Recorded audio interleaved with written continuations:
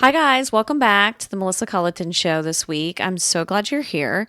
And this week, I'm going to talk about something I heard on a podcast today that I thought was super helpful when it comes to trying to find your purpose. And that is the concept of putting too much mental pressure on ourselves to find our purpose. And when we do this, we get really hung up on the intellectual component of it and we forget a really huge key part of finding your purpose because, as I've always said and will always say, my definition of finding your purpose is fulfilling your soul's desires. And this isn't even a finding thing, really. That is your purpose, period. There's really no other questions about it. It's just your purpose is fulfilling your soul's desires. And when we put a lot of mental pressure on ourselves to find our purpose, we end up actually blocking a lot of and this is kind of what Jenna was talking about on her podcast when she was talking about the mental pressure that we're putting on ourselves. When we do this, when we put so much mental pressure on ourselves to find our purpose, we end up blocking much of what really gives us purpose and fulfillment in life, which is listening and hearing what our soul wants and sort of living by how we're meant to live, which is the whole concept of human design and how we're made up and living our authentic self despite what the world wants from us, society creates from us, the things that we're supposed to do in life. And so when we really intellectualize this and we put a lot of mental pressure on ourselves to find our purpose, often ends up creating this vicious cycle of I try to find my purpose, I'm not sure what it is, I'm putting a lot of pressure on myself, and then I don't find it. And when I don't find it, then I get frustrated and I think it's not worth finding anymore. Or sometimes you just think to yourself, maybe I'm just not meant to have a purpose. Maybe it's not my life. Maybe other people who really know their purpose, maybe they're people who just were blessed and it's only for the blessed. And I don't think this is the case.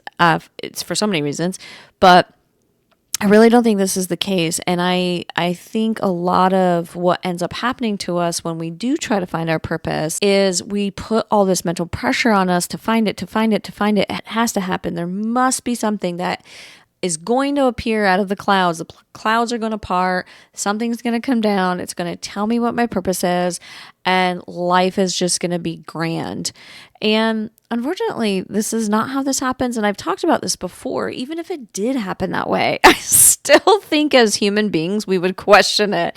We would be like, but is it? Are you sure? I'm not sure about that. I'm not sure I believe you, whatever told us. But in addition to that, in addition to the vicious cycle, the pressure from our mental selves ends up having it come from a place that's not really pure, if you will. It's not really from our heart and from our soul. It's more from our brain. And the brain is a beautiful thing for bajillion reasons. But the one thing that I think it struggles with is coming up with our own thoughts and desires because much of what lives in the mind is ego.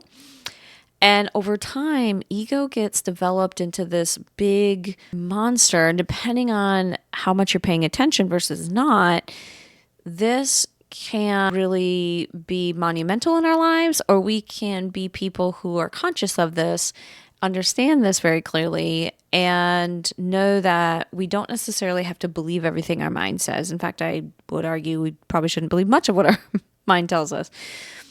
So why would we rely on it to tell us our purpose when we know that the ego resides in our mind?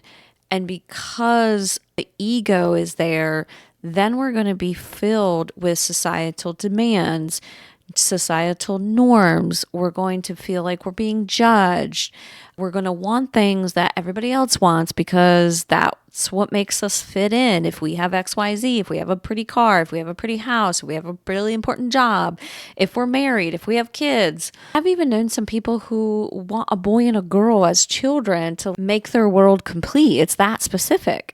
And so I think that when we really get into this game of relying on our mind to tell us what our purpose is and putting on this mental pressure on ourselves to figure it out, we're totally missing the boat. We're totally missing the real way to understand what we want and to fulfill our soul's desires, which is literally my definition of purpose. We completely miss it because we're letting the mind and the ego run the show. And when we do that, so much of what comes of that is not necessarily pure. It's put through this filter of public demands. It's put through this filter of public norms, societal norms. It's put through this filter of I must be fill in the blank in order to be accepted. And even if you don't literally think that, because a lot of people don't, a lot of people are very unconscious of these things that drive us, including the ego. And we're not necessarily realizing that we're doing things in life to fit in, but that's our natural way of being, because fitting in means we're part of a tribe. Being part of a tribe keeps us alive. And so it's our just natural way of being and evolving, or lack of evolving, I guess you could say, because this was definitely the way we needed to be in order to survive way, way back in the day. And so when we are experiencing what we want, or we're trying to experience what we want, or we're trying to understand what our purpose is, if we're completely reliant on our mind, what's going to get in the way is a lot of things that come from conditioning that happens over time, because conditioning is what allows us to fit in. It's what allows the mind to feel at ease, because if the mind feels at ease, it feels like it fits in, it understands what the world wants of it, it delivers on that, and it feels like it'll help us stay alive. So it's that serious. It's that life or death kind of thought process from the mind.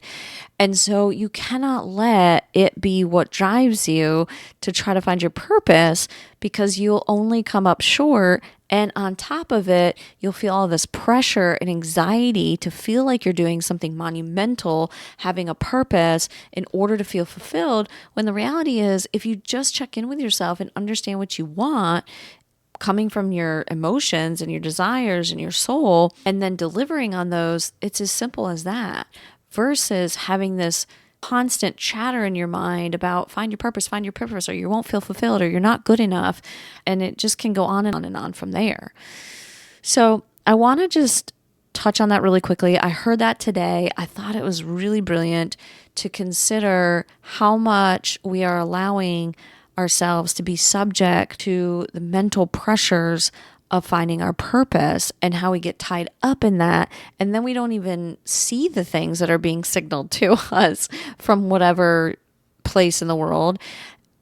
We overlook it because it's all trying to come from our mind. And our mind isn't really necessarily functioning out of abundance and love and all those fun things. It's more so functioning out of fear and survival.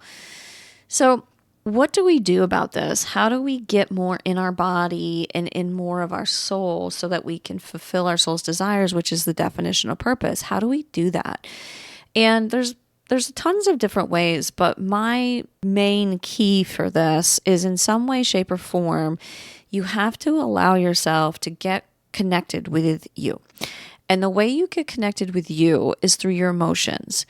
Now, the caveat to that is a lot of emotions will get created by what other people think of you, will get created by how somebody spoke to you, will get created because you got cut off on your way to work today. So there's all sorts of things that create emotions, but ultimately, where I want you to pay attention to know what your soul desires is if you're doing something and you can almost step out of yourself and see yourself from outside of your own body, and you can watch yourself.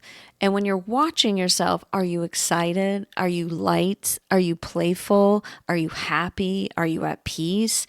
Or are you anxious, angry, frustrated, mad, wanting to kill somebody off? And the former emotions, those easier emotions, that is where you want to pay attention. And when you're having those, that's the place where you go, oh, I think I understand a little bit more now what my soul wants. And this can literally be as simple as something like baking cookies. For example, when I bake cookies, I just really enjoy it. I'm very at peace. I'm just doing my thing. I'm making my grandma's recipe. It's very relaxing. I put music on. I never feel rushed. I have fun trying to figure out a way to make them the best cookies I can make. There's a lot of fun things that come up when I make cookies. And that is a simple thing. And I wouldn't go around telling people I think my purpose is baking cookies. There are people who do that. Obviously, there are people who have created companies and this and that and done all sorts of stuff with amazing baking stuff. But I wouldn't go around telling people I think my purpose is baking cookies. But the key there is I really enjoy it. So every now and then when my soul's like, can we make those cookies? Because that's fun. I do it. And I usually use this example because it's so simple. And I like a simple example because so many people, just like how we started this conversation, so many people are overcomplicating this, which is creating and making this mental pressure to find your purpose. And we don't need to complicate it. All we need to do is hear what our soul wants, hear what we want from the inside, and execute on the outside. And I know a lot of people say to me, but Melissa, I have responsibilities and this and that. So I don't even know really what that means, but I think it's just, again, another example of overcomplicating it. There's nothing in this world that would stop me from baking my cookies. And if it did, I don't know if I would really want that thing or that person in my world who was trying to keep me from doing something I enjoy. And so if this is you, if you're experiencing something where you want to do something, but somebody is telling you you can't, outside of maybe some astronomical financial burden you're putting on that person, or some doing something where you're hurting that other person that's very involved with you, whether that's your spouse or your partner, etc., maybe your child, maybe your work person, I don't know. But within reason, obviously, you should be able to effectively do what your soul desires. And if it's hurting somebody else, I would question really if that's coming from your soul. But even if it does hurt somebody else, let's just say, for example, and this is a hard one, guys, really. Let's just say, for example, you decide that the person that you've been friends with for 20 years isn't doing it for you anymore. Maybe they just started living a different life than you, or maybe you started living a different life from them. And maybe it's just a different experience when you hang out with this person. So it's going to hurt that person's feelings if you decide to start pulling away from the relationship. But if you stay in the relationship just to make that person happy, but you're miserable the entire time you're hanging out with them, that's not for you. Your emotions are coming through of uncomfortableness, anxiety, stress, maybe frustration, hanging out with that person. Those are the emotions that are coming from your soul saying, this isn't really working for me anymore. So I say all that to say that there's obviously nuances here, and there's obviously context to everything in life. And we have to obviously consider other people in our lives when it comes to wanting to do things, especially if it does impact them directly. I quit my big corporate job, big fancy title, big fancy paycheck. I quit that job, and that affects my husband. Obviously, I was paying bills. I was doing things for the household from that job. I was taking vacations with that job. So I have to consider his feelings when I do that. And if I didn't, that would be some people, you like to use the word irresponsible. I don't like to use that word because I'm not doing something out of responsibility. I'm doing it because I love him. It's out of love. I consider how he feels about this out of love. So keep all of that in mind. But generally speaking, going back to the beginning, I really like to think about the mental pressure that we put on ourselves from finding our purpose, and how if we're doing that, we need to stop because it's not helping. And your purpose isn't going to come from your mind anyway. It's going to come completely from the inside of your heart and your soul and what your soul's desires are. And then your job is just to listen and execute. And you hear those soul's desires a lot of times through emotions, because how you feel doing something, being with people, learning a new trait, learning a new skill, doing a new job, going for a walk or not going for a walk, those are all things that you're going to have feedback on from your emotions. And so when you pay attention to them and you hear them, and they're ones that feel like they resonate really well with you, those are the ones to latch onto and say, I get it. I'm going to do more of this because my soul loves it. So I will conclude with that, and I hope this helped. And just let me know in the comments how this resonates. And if you feel like you're putting too much pressure on yourself to find your purpose from a mental perspective, just try giving it a go from letting what your mind wants go a little bit. Just let it go. Your mind's going to freak out and say, don't do that. If you do that, we'll never find our purpose and we'll never feel fulfilled. Just let that go for a bit. And instead start paying attention to how you feel doing certain things. And then you'll start to see more and more and more about what your soul really desires. Bye, guys, for now.